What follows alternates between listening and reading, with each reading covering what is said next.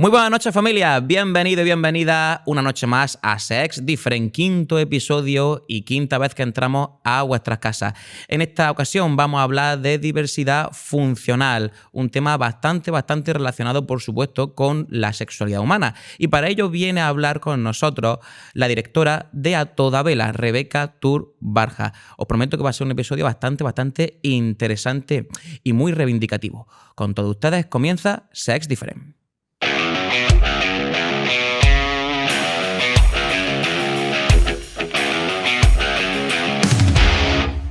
¿Qué tal? Muy buena. ¿Qué tal? Muy bien. ¿Y tú? Muy bien. Bueno, súper agradecido y encantadísimo de que estés aquí en Sex Different. Bueno, el placer es mío. Sí, muchísimas gracias de verdad. Bueno, para quien no lo sepa, antes de nada, Rebeca es directora de A Toda Vela, una pedazo de asociación con la cual tengo que decirte que tuve el placer de trabajar hace algún tiempo como técnico de agua en piscina y me llevé experiencias maravillosas trabajando con personas con diversidad funcional. Y creo que hablar de sexualidad en personas con diversidad funcional es algo fundamental y que creo que se habla poco. No sé tú qué opinas. Es un tema muy tabú, la verdad que sí. ¿Cómo lleváis este tema dentro de la asociación? ¿Tenéis algún área o algún especialista que se encargue de tratar este tema junto con otros relacionados? O bueno, ¿cómo se vive dentro de Toda Vela la sexualidad, a grosso modo? Bueno, en A Toda Vela sabes que trabajamos con personas con discapacidad intelectual o del desarrollo, porque la diversidad funcional es muy amplia, ¿no? Sí.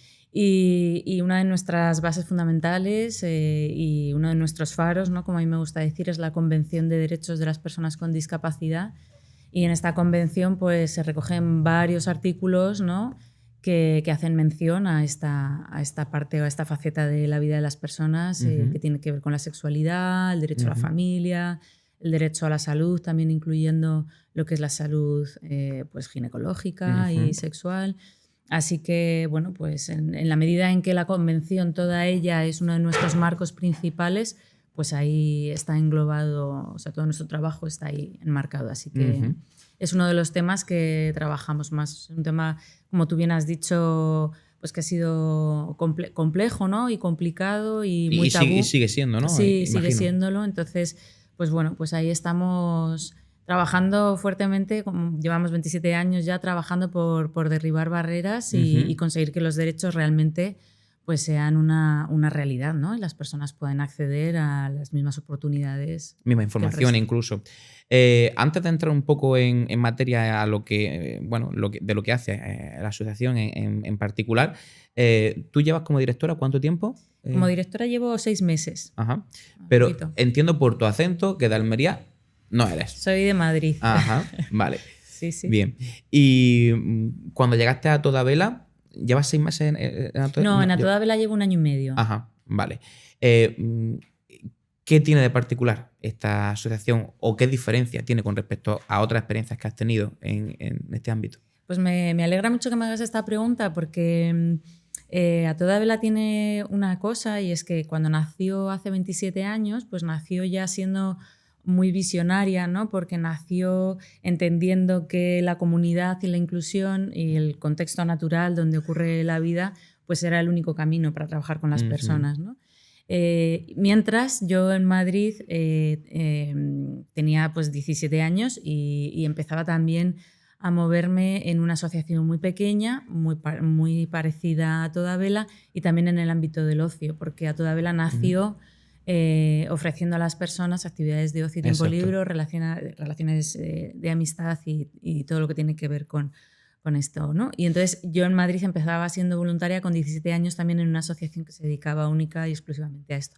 Ajá. Entonces cuando vengo aquí a Almería y comienzo a trabajar con A Toda Vela, siento un poco como ese volver a mis orígenes. Esa reconexión, ¿no? Sí. Entonces, pues bueno, de alguna manera pues tiene muchos paralelismos con mi vida y con la evolución también de mi vida profesional, ¿no? Así que yo creo que lo que caracteriza a Toda Vela es que nació ya siendo, bueno, pues con esa visión de inclusión, que hoy en día yo creo que nadie te va a negar que la inclusión es un derecho y que todo el mundo queremos, ¿no? Favorecer la inclusión de distintas personas con distintas dificultades. Pero hace 27 años el paradigma y la metodología de trabajo eran muy diferentes. Entonces, sí, Has dicho antes una cosa que yo quiero preguntarte, porque a nadie mejor que a ti. Yo recuerdo cuando yo estudiaba TAFAD, en ciclo superior de actividades físicas en el medio natural, que me acuerdo que un profesor que nos daba una asignatura que estaba relacionada con actividades para personas con discapacidad nos decía: discapacidad no lo digáis nunca. Y te he escuchado a ti decirlo al principio.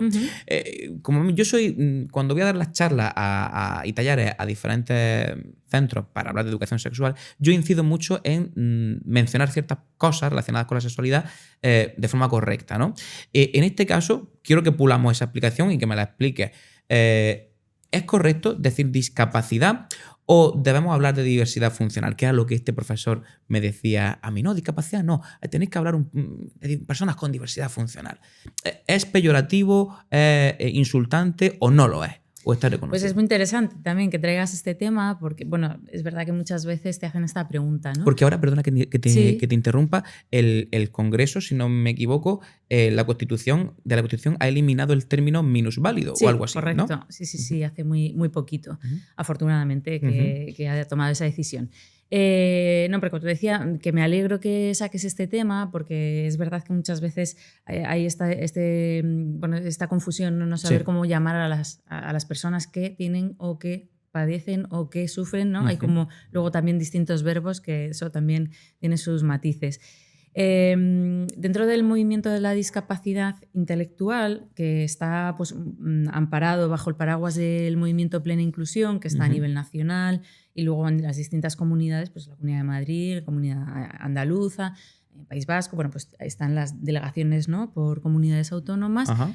Entonces, es como la ONCE, ¿no?, para las personas con discapacidad visual, pues Plena Inclusión es el movimiento que representa la discapacidad intelectual. Entonces, desde este movimiento se hace la consulta a las personas con discapacidad intelectual y ellas mismas nos dicen que ellos y ellas quieren que se siga diciendo discapacidad intelectual porque diversidad funcional nos dicen que es una cosa tan ambigua o tan amplia que no dice nada, porque todos somos diversos funcionalmente, ¿no? Totalmente. Y luego, además, aparte de esa consulta, que las propias personas nos han dicho que queremos que se siga diciendo discapacidad intelectual o del desarrollo, tenemos la Convención de Derechos de Personas con Discapacidad, o sea, tenemos como marcos legales a nivel nacional e internacional que hablan de discapacidad. Si ya de por sí lo que es la discapacidad a nivel social, pues no hay demasiado conocimiento sobre lo que es, ¿no? Hay todavía muchos estereotipos hay que derribar. Si empezamos a utilizar distinta terminología, pues al final lo que vamos a hacer es confundir un poco más a la comunidad, ¿no? Entiendo. Es verdad que la diversidad funcional viene más del movimiento del Foro de Vida Independiente, que son personas que tienen una discapacidad más a nivel orgánico y desde ahí se empieza a hablar de la diversidad funcional. Pero nosotros, bueno, pues seguimos hablando de la discapacidad, sobre todo porque las personas han dicho que quieren que se siga diciendo discapacidad intelectual. Genial. Y que ellos se sienten identificados con eso, igual que pues yo tengo miopía y necesito unas gafas para ver de lejos, ¿no? O sea, como que dicen que las cosas también hay que llamarlas por su nombre. Otra cosa es que omitamos la palabra personas y que digamos discapacitados. Cuando decimos que trabajamos con discapacitados, estamos discapacitando a la persona para todo. O sea, es decir, primero es persona y luego tiene una discapacidad y luego es rubio, tiene estos talentos, ¿no? O sea, quiero decir, aquí lo importante es hablar en primer lugar de persona. No sabes cómo te agradezco que me aclares eso, porque para mi vida diaria creo que me va a servir un montón y bueno, para toda la gente que nos esté escuchando, por supuesto que también. Y yo eso era una duda que me acompañaba desde hace bastante. Gracias por esa aclaración. Y bueno, Sex Different. Vamos a hablar un poco de sexualidad, ¿no? Venga. Mira, te voy a contar una de las cosas que yo viví, ¿no? En aquella época donde tuve la oportunidad de trabajar. Por supuesto, no vamos a dar nombres ni mucho menos. Pero es verdad, bueno, que tuve la oportunidad de trabajar con una pareja, con dos parejas en aquella época de mi vida. Dos más adultas y dos un poquito más jóvenes. Y bueno, tenían una forma o manera de expresar su sexualidad que a mí me encantaba. Porque eran por lo opuesto. La pareja, quizás con edades un poquito más avanzadas, eran muy precavidos. Pero sin embargo, los más jovencitos, te estoy hablando de edades de 17, 18 años en aquella época, tenían, eran súper apasionados. De hecho, bueno, a veces los monitores que vivían conmigo me avisaban y dicen, bueno, que no te asustes si en algún momento pues, puedes ver ciertas muestras de cariño excesivas, que a mí no me parecían para nada excesivas. Pero bueno, quería preguntarte, ¿cómo se vive la sexualidad dentro de A Toda Vela? ¿O cómo crees tú que la vive la mayoría de las personas con discapacidad? Pues al final, igual que el resto de la gente, quiero decir, cada persona es única y cada persona vive su sexualidad desde un lugar distinto. Hay gente que, como tú bien dices, es más expresiva, más efusiva, hay gente que es más retraída. Entonces, pues te puedo decir que cada uno lo vive a su manera, ¿no? O sea, pues actualmente tenemos gente que a lo mejor ha tenido más experiencias, o sea, pues como el resto de la población. Hay gente que tiene más experiencias de vida, ¿no? Y tiene más relaciones, hay gente que es más de relaciones largas y pocas durante el tiempo, hay gente que no se compromete, hay gente que sí. ¿Tenéis una labor reeducativa en algunos aspectos o tenéis que reeducar a ciertas personas porque, bueno, digamos que no saben ubicar bien su sexualidad en los ámbitos que sean o no? La verdad que hasta ahora, hasta la fecha, hemos acompañado a personas en su proyecto de vida, ¿no? Estoy pensando en una pareja que es socia de A Toda Vela y prestamos apoyo a esta pareja desde hace muchísimo tiempo. Cuando entraron en A Toda Vela, entraron cada uno por su lado. Al principio incluso me han contado que se llevaban muy mal, luego empezaron a ser amigos, luego se convirtieron en novios y luego se casaron. Y ahora viven juntos también, ¿no? Fíjate. Entonces, A Toda Vela ha ido apoyando todo ese proceso. Entonces, lo que hacemos es que nos adaptamos a las necesidades de las personas en cada momento y las personas, como no somos estancas, únicas y siempre iguales, pues los apoyos también van cambiando. Entonces, al final son apoyos muy personalizados y que se van adaptando en el tiempo, ¿no? Es como a lo mejor desde el servicio de empleo acompañamos a una persona en su puesto de trabajo, de repente la persona ya es autónoma en su puesto, retiramos el apoyo, hacemos seguimientos, pero por lo que sea hay como una crisis y hay algo que empieza a funcionar mal, pues volvemos al puesto y retomamos un poco ese apoyo o adaptamos, o a lo mejor hay un cambio en las tareas o lo que sea, ¿no? Entonces, con la sexualidad pues igual. Quiero decir que vamos prestando apoyos en función de las necesidades que van apareciendo. ¿Tenéis personas con TEA o personas autistas? Sí, tenemos personas, nosotros atendemos a personas con discapacidad intelectual, con síndromes con nombre y sin síndromes con nombre, con autismo también. Bueno, sabes que el espectro del autismo es un espectro muy grande, muy amplio, incluye... Sí. Te preguntaba porque, bueno, hace unos poquitos días fue el día el Día Internacional, sí. Estas personas, yo guardo también un especial cariño hacia ellas porque, bueno, he tenido trato con personas con autistas y creo que su sexualidad a veces, dependiendo también qué persona, por supuesto, a veces hay que tratarlas con cierta sensibilidad. Te quería preguntar, si llegase alguna persona con un autismo más profundo, con un autismo quizás más particular de lo normal, ¿tenéis alguna forma de trabajar con ellos diferente o sabéis qué estrategias tenéis que aplicar para este tipo de personas en este ámbito o no? A ver, es verdad que las personas con espectro del autismo, pues hay ciertas pautas, ¿no?, que suelen ayudar a que los apoyos sean más efectivos, a que funcionen mejor y a conectar mejor con la persona. Pero es verdad que los diagnósticos ayudan, pero tenemos que tener mucho cuidado para no etiquetar, ¿no? O sea, porque al final es, bueno, lo que suele funcionar es esto, esto y esto. Vale, y resulta que con fulanito no funciona. Claro. Entonces vuelvo a decirte que al final lo que es sentarnos con la persona, escuchar a la persona y adaptarnos a la persona. Eso lo hacemos en todos los ámbitos. Por ejemplo, en el ocio, ¿no?, que es como el corazón de A Toda Vela y la razón por la que nacemos. En ocio tenemos la figura del asistente personal que presta apoyos súper personalizados a personas con muchísimas necesidades de apoyo para que puedan disfrutar de las actividades, de las relaciones, para que puedan estar disfrutando también en la comunidad y también para que la comunidad aprenda un poco a incluir también la diversidad humana, ¿no? O sea que eso es un poco lo que... Has dicho una palabra clave y te lo quería preguntar y quiero que le demos voz a esto de alguna forma. Asistente. Hombre, no podía faltar la pregunta.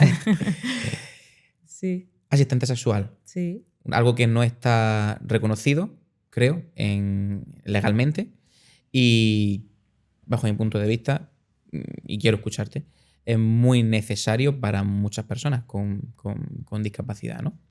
Cuéntame un poco. Pues bueno, la asistencia sexual es verdad que a España llega muy tarde. En Francia llegó antes, en otros países también llegó antes. Y esta figura, igual que la asistencia personal, viene del Foro de Vida Independiente, sobre todo y especialmente de Soledad Arnau, que fue una gran luchadora, falleció hace, no recuerdo los años, pero hace relativamente poco tiempo. Yo tuve la suerte de conocerla cuando, vamos, que todavía no se hablaba de esto, y yo la escuchaba porque yo siempre he estado muy centrada en la discapacidad intelectual, pero he escuchado muchas cosas. Entonces, a Soledad Arnau la escuché hace muchísimos años y ella ya hablaba de este tipo de cuestiones sin ese nombre, ¿no? Entonces, bueno, pues en España llega, como es un tema muy controvertido y en España pues todavía no estaba legalizada esta figura, se vuelve a trabajar mucho desde la institución Plena Inclusión, ¿no? Como movimiento de representación de las personas con discapacidad. Y bueno, pues al final sí se está empezando a implantar, pero igual que la asistencia personal, pues se ha encontrado con la dificultad de las personas con discapacidad intelectual. Se ha dicho muchas veces que no tienen capacidad de tomar sus propias decisiones. A eso me refiero. Eso no es así. O sea, quiero decir, las personas pueden tomar sus propias decisiones siempre que tengan información accesible. Exacto. Que ese es otro tema. O sea, la accesibilidad es un derecho, entonces también trabajamos porque la vida sea accesible, la información sea accesible, ¿no? Entonces, las personas pueden tomar decisiones si tienen información adecuada y accesible a cada persona, ¿no? Entonces, la asistencia personal llega tarde porque se cree que las personas con discapacidad no pueden tomar sus propias decisiones y la asistente sexual, pues 3/4 de la misma. Entonces, hoy por hoy es una figura que está costando, bueno, pues que tenga su hueco, pero sí es verdad que está viendo experiencias y gente que lo está utilizando. Sobre todo, como te digo, se está usando más en discapacidad física, en sensorial, en orgánica. De hecho, te recomiendo, perdona, que veas, hay una peli muy buena que se llama, bueno, hay varias cosas, pero Nacional 7, que es muy antigua, es un documental muy potente. Y luego hay una peli que es más reciente que se llama Las Sesiones, también que trata este tema de una manera muy delicada, muy bonita. Y por ahí hay un corto también bastante especial de Soledad Arnau. Y luego, hace unos años, se hizo un documental en el que sí participaron personas con distintas discapacidades, incluida la discapacidad intelectual. Participaron personas de Grupo Más, una asociación bastante grande en Madrid, que se llama Yes We Fuck, que generó mucha controversia también dentro del propio movimiento asociativo, ¿no?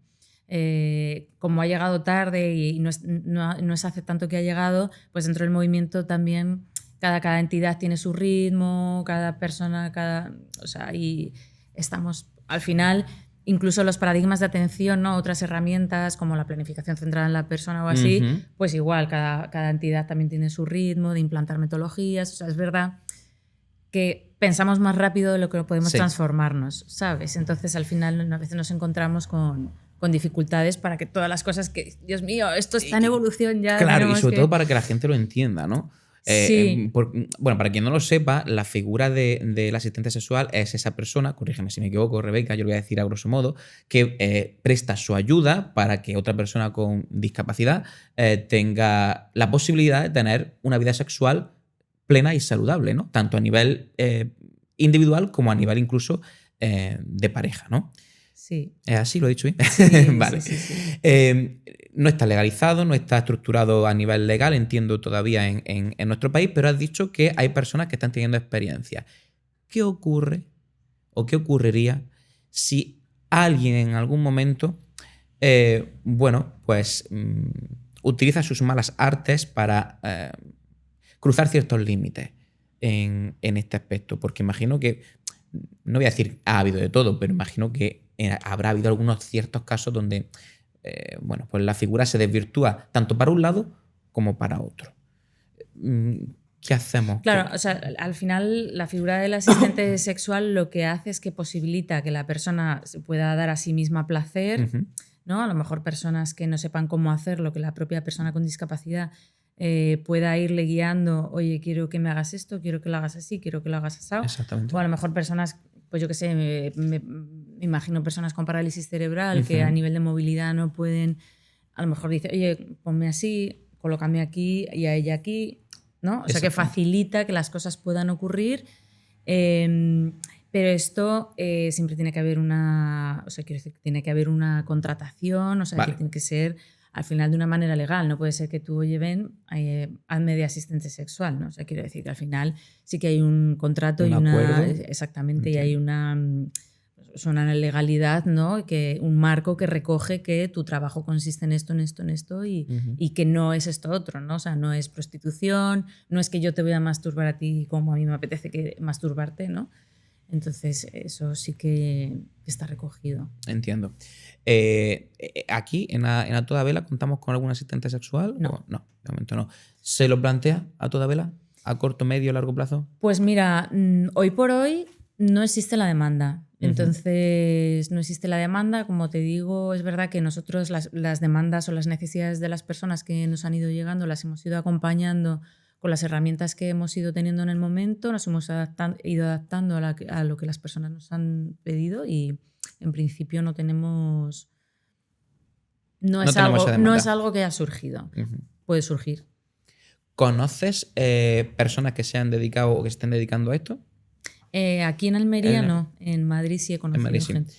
¿Tienen algún tipo de formación para ello? Sí, bueno, hace ya un tiempo que se empezó a hablar precisamente de eso, ¿no? Que las personas también tenían que tener una formación, sobre todo también en cuestiones de trato digno, de dignidad, de ética. O sea, al final es una cuestión delicada, estás accediendo al cuerpo de otra persona, ¿no?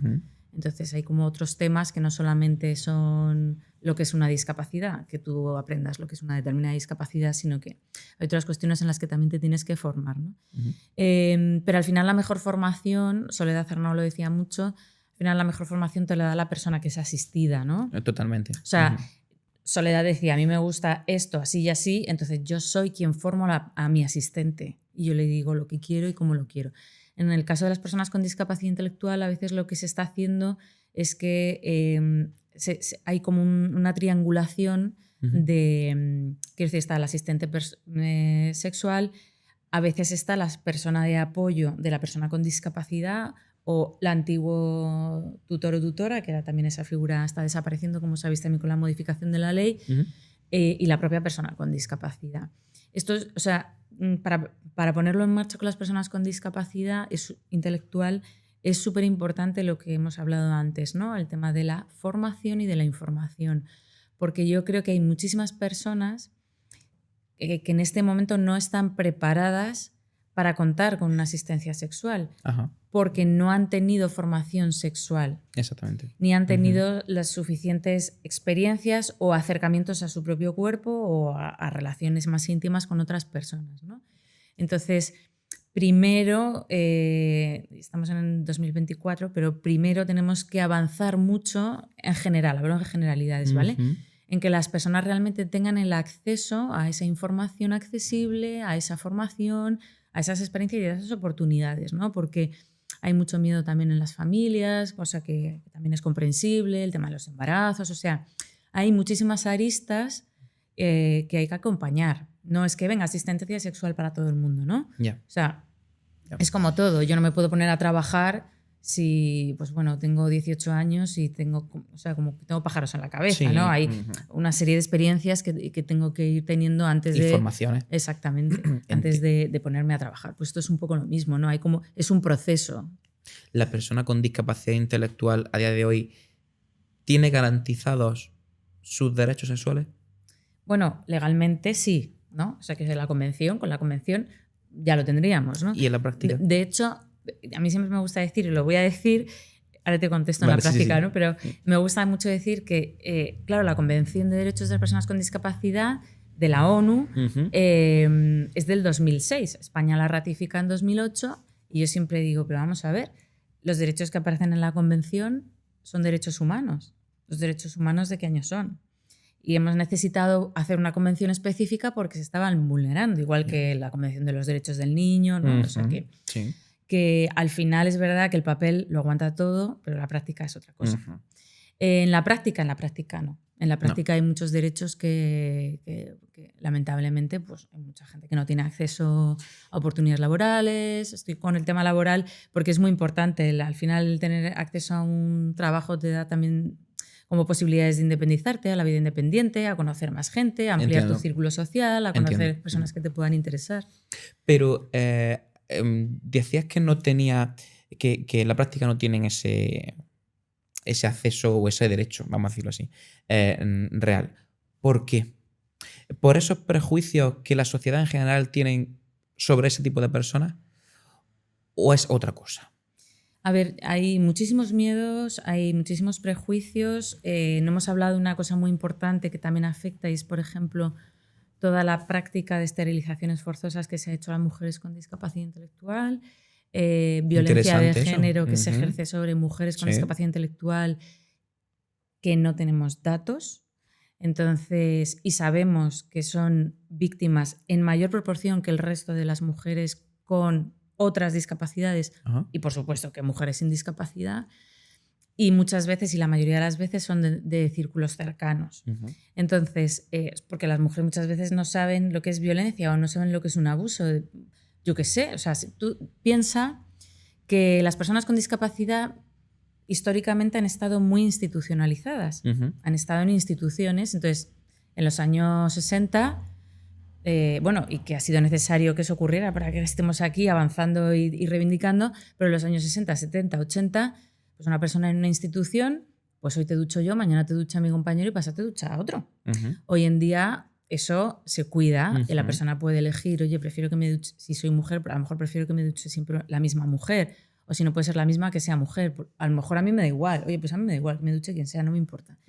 Pero ha habido un acceso al cuerpo que la persona no ha decidido nunca. Me han visto desnuda mogollón de personas, nadie me ha preguntado, a lo mejor me estaban duchando y entraba no sé quién a hablar de, oye, que entra el turno de la comida y me estoy duchando yo aquí, ¿no? Entonces, ese es un tema también. Entonces, claro, el tema de la sexualidad también tiene esa parte. Entonces, es un gran melón que tiene muchísimas, otra vez digo, aristas, ¿no? Muchísimos puntos de vista que hay. Entonces, no es una cosa que se pueda decir, venga, ya está, hacemos esto, trabajamos con esta metodología, damos esta formación, acompañamos a las familias, que vean este vídeo, hacemos un debate de esta peli y ya está.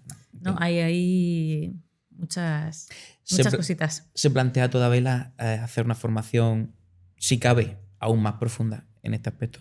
Bueno, nosotros estamos avanzando en todo lo que las personas necesitan, como te digo. Nosotros ahora estamos especialmente volcados en temas de envejecimiento y vida independiente.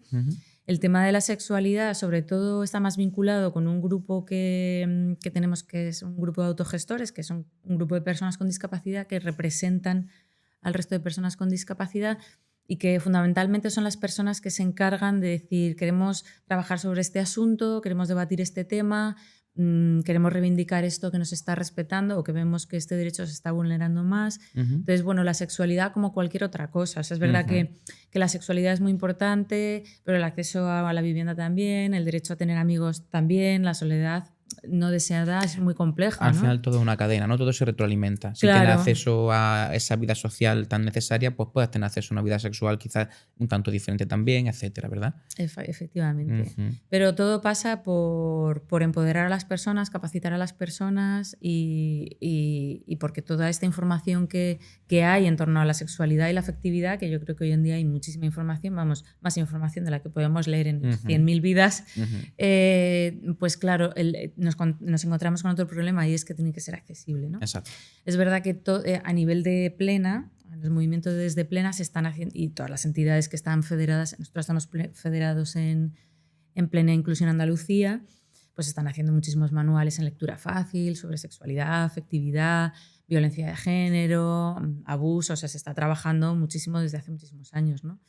Y bueno, que estamos en el camino, pero que hay como que avanzar en muchas cosas a la vez, porque si no hay como cosas que se descompensan y la cosa no funciona. A mí, si me permite el comentario y la recomendación con todo el cariño del mundo, es que aparte, porque fíjate, no ocurre solamente en el ámbito, creo, de las personas con discapacidad o en este tipo de asociaciones, ocurre en general. Yo cuando voy a los centros educativos, por desgracia, nos pasaba aquí con un invitado hace poco, la sexualidad siempre va ligada a los malos rollos, siempre va ligada al tema preventivo, a todo lo peyorativo, a todo lo peligroso.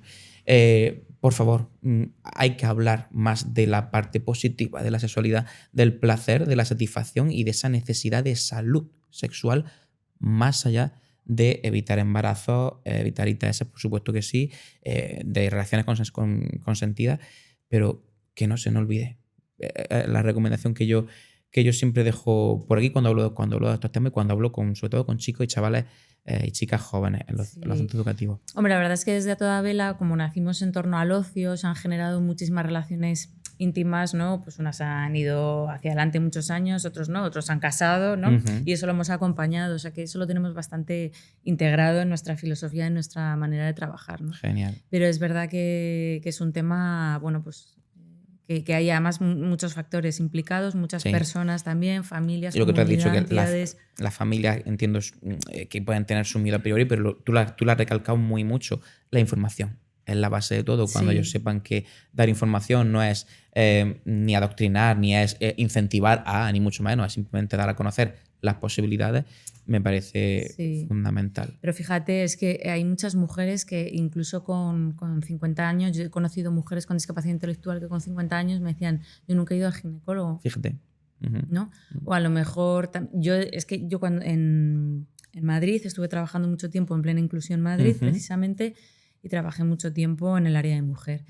Y había mujeres que me decían, pues es que fui un día, me operaron y 10 años después me enteré que es que me habían quitado, bueno, ya hasta los explicaban, me habían quitado cosas y ya no podía tener, ¿no? Entonces, todo el tema de las esterilizaciones, las revisiones ginecológicas, es que no hay un acceso, no hay un conocimiento del propio cuerpo, ¿no? Entonces, hay como unos previos a la sexualidad, o sea, unos previos que son necesarios, que es mi cuerpo y cómo soy, ¿no? Y a lo mejor no saben ni lo que es la masturbación, o si lo han hecho de forma accidentada o algo así. Pero bueno, estamos en los últimos años, sobre todo yo diría que en los últimos 10 años se está evolucionando más que en los últimos 30 de atrás, ¿no? Rebeca, yo no es que esté a gusto, es que estoy súper a gusto, porque además es algo que me, no sé, además que estoy hablando hasta así en un tono más flojito durante toda la conversación, porque estoy súper enganchado a este tema que es súper necesario y que se habla muy, muy, muy poco. Sí. Te voy a hacer una última pregunta. Venga. Antes de que firmes por aquí en nuestro bidón de las personas que asisten a Sex Different. Y además quiero que ponga algo potente, porque creo que es muy necesario, y creo que es muy necesario que tengamos una visita 2.0, a ser posible, con algún acompañante, más que venga contigo, si es posible. Claro que sí. Y que sean los protagonistas, ¿no? del momento, y que les demos voz y voto, por Dios. Ojalá sea así. Una última pregunta. ¿Qué le falta al mundo en general de la discapacidad? No solamente a nivel sexual, hablo en general, para dar ese pasito extra o esos pasitos extra que todavía les falta. Mira, hablo del movimiento de la discapacidad intelectual, ¿vale? Sí. Yo creo que es un poco generalizable a la discapacidad en general, pero venimos de unos paradigmas que han encorsetado mucho, han segregado mucho la población con discapacidad, ¿no? Por ejemplo, los centros ocupacionales se hacían donde no llegaba el transporte público, estaban apartados de las comunidades, de los centros de las ciudades. Entonces la discapacidad seguía sin verse. Bueno, ya salían de su casa, no estaban atados a la pata de la cama, pero estaban allí donde nadie los veía y donde no eran incómodos, ¿no? O incómodas. Entonces, eso se fue transformando, pero hoy en día el movimiento, como decía antes, tenemos paradigmas y tenemos metodologías de trabajo súper potentes que hablan de ciudadanía activa, de inclusión, por supuesto, de derechos, pero ¿qué pasa? Que todavía tenemos estructuras de ladrillo, tenemos residencias que han sido muy necesarias y siguen siendo necesarias, pero mucha gente quiere vivir en pisos tutelados o quiere alquilarse un piso y vivir con su amigo. Pero también la administración, que muchas veces sustenta gran parte de la financiación de las organizaciones, pues también tiene como unas condiciones un poco también del pasado, ¿no? Entonces, al final estamos un poquito con muchos paradigmas a la vez. Entonces, la evolución no es sincronizada. Eso, no es sí. sincronizada. Y eso dificulta un poco porque hay entidades que despuntan en algunas cosas, pero en otras no pueden porque están muy atadas con algún tema. Entonces, al final, claro, y Tamarit, que es un grande de la discapacidad, siempre decía, es que es urgente, porque vivir es urgente. Esto también lo decía el Jarabe de Palo, ¿no? Sí. Vivir es urgente, ¿no? Y al final es que la vida de la gente pasa, o sea, es que pasa. De pronto pasan, yo llevo desde los 17 años, tengo 42, y digo, ostras, y es que la gente sigue diciendo, necesitamos pisos tutelados. Sí. Yo llego, y mucha gente sé que está esperando un piso tutelado y no llega, ¿no? Entiendo. Entonces, ahí estamos. Pues mucho ánimo, que sigáis haciendo lo que hacéis, que me consta que, que está poco, sí, voy a decirlo así, está poco remunerado, voy a decirlo claro. Y sí, porque creo además que es que hacéis una labor bastante importante con personas, insisto, que sí, con las cuales se ha avanzado bastante, pero creo que todavía les falta bastante visibilidad en algunos aspectos. Contento con todo lo que se ha conseguido, pero en el ámbito de la sexualidad, que es lo que en este caso nos atañe, pues hay que seguir bastante hacia adelante y a ser posible a paso ligero. Y bueno, por supuesto deciros que aquí me tenéis para lo que necesitáis, faltaría más. Pues te tomo la palabra y te invitaremos a que nos hagas aquí alguna formación. Y lo haré encantadísimo. Y además, y trabajamos sobre la accesibilidad de la formación juntos. O sea, me encantaría. Seguro que Y será un placer, claro que sí, Rebeca. Sí. Por favor, déjanos tu firma y una dedicatoria a ser posible potente. Venga. Si tienes que tomar unos segundos para pensarlo, lo tengo claro, ¿sí? Lo tengo claro. Qué bien. Sí. Vale. Vamos.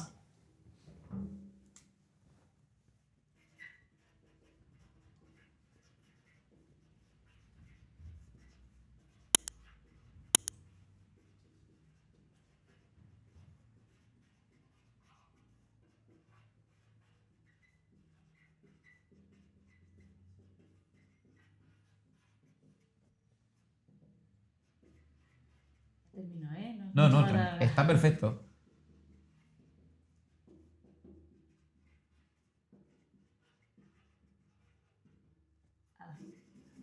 Bueno, dice sexualidad, afectividad para todas las personas, por derecho y por placer. O sea, mil millones de gracias, de verdad que sí, Rebeca. Y puntualizar solamente una última cosita, para quien no lo sepa, ¿vale? Ya que te tenemos aquí, dinos a qué hora, qué horario tiene la asociación para poder ir a pedir información, o bueno, de qué forma pueden acceder a vosotros, que me parece que es interesante que se quede reflejado por aquí, y si a alguien que nos está viendo le interesa. Fenomenal, pues muchas gracias, sí. ¿Vale? Bueno, nuestras oficinas están abiertas lunes y miércoles de 8 a 2 y de 4 a 7, y martes, jueves y viernes de 8 a 3. Pero como estamos en la comunidad viviendo y haciendo vida como el resto de la gente, pues por las tardes tenemos muchas actividades en el EMMA, en la Biblioteca Vía Espesa tenemos un club literario abierto a cualquier persona, que próximamente presentamos un libro que hicimos el año pasado sobre la amistad, o sea que los fines de semana, o sea que al final tenemos como actividades durante toda la semana, de lunes a domingo. El otro día estuvimos en la Sala Berlín haciendo una fiesta. O sea, ¡Buah, qué guay! Bueno, y es que yo me he encontrado con gente a toda vela de fiesta en la clásica, ¿eh? También. Sí. Guay, además que son que les gusta mucho la clásica, porque siempre los veo allí. Pues nada, Rebeca, nada. Un pedazo de placer y igualmente habrá una segunda parte de esta historia. Por supuesto. ¿Vale? Gracias. Familia, y a todos vosotros y vosotras, de verdad, muchísimas gracias. Espero que este episodio os haya tocado, que de eso se trata. Y como ha dicho Rebeca, por derecho y por placer. Sean felices.